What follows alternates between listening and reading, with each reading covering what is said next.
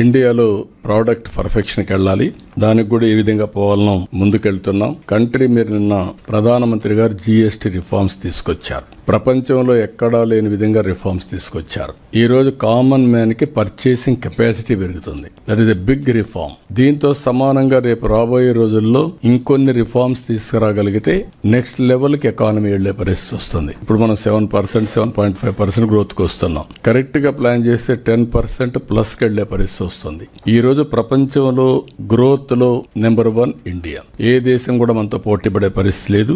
ఈ విషయం కూడా మీరు గుర్తుపెట్టుకోవాల్సిన అవసరం ఉంది. ఇప్పుడు యంగ్స్టర్స్ మిమ్మల్ని అందరినీ చూస్తున్నాను. చాలా మంది 2050 వరకు కూడా ఉంటున్నారు. I'm very happy, proud of you. ఎందుకంటే 2047 100 years ఇండిపెండెన్స్ డే. ఆ రోజుకి India will be number 1 country.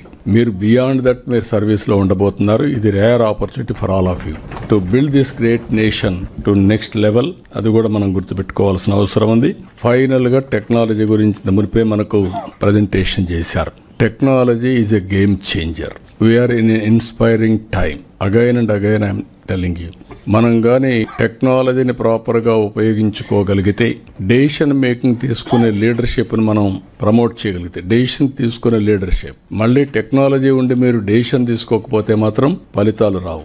Data driven decision making ఇది చాలా ముఖ్యమే మనందరికీ. నేను ఎవ్రీడే మండే మార్నింగ్ 2.5 hours సర్వేలన్నీ చూసుకుంటున్నా, పర్ఫార్మెన్స్ అన్ని చూస్తున్నా, ప్రోగ్రెస్ అంతా చూసుకుంటున్నా, నెక్స్ట్ రివ్యూస్ ఏం పెట్టాలో అవి పెడుతున్నా. మీరు కూడా ఒక్కసారి డేటా అనలిటిక్స్ తీసుకుంటే, దాని మీద మీరు డెసిషన్ తీసుకుంటే, ఎక్కడ మీరు ఫోకస్ చేయాలి, ఎంత టైం స్పెండ్ చేయాలి ఈజీ అవుతుంది. నేను నా లైఫ్లో first time young IAS, IPS, IFS తో మాట్లాడుతున్నా. ఇంత మునుపు నేను టాప్ DGPలతో, DGలతో, IGలతో డీల్ చేసేవాడిని. అదే మరి CSలతోనే డీల్ చేసేవాడిని. ఈ రోజు నేను కింద నుండి వాళ్ళని మెంటర్ చేయగలిగితే మోర్ రిసోర్స్ఫుల్ అనే ఉద్దేశంతో 1-to-1 మాట్లాడమే కాకుండా I'm spending some time with them.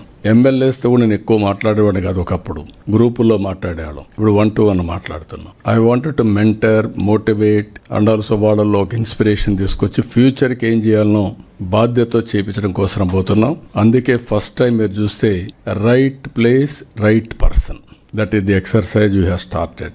అది నిన్న SPsతో ప్రారంభమైంది, కలెక్టర్స్తో ప్రారంభమైంది, సీనియర్ ఆఫీసర్స్ని అదే మరిగా ఇస్తున్నాం.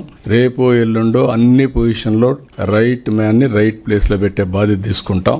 అక్కడి నుంచి అకౌంటబిలిటీ, మీరు చేసే పనులు బేరే చేసుకుంటూ ఎవరెవరు ఎక్కడెక్కడ బాగా పనిచేస్తే వాళ్ళని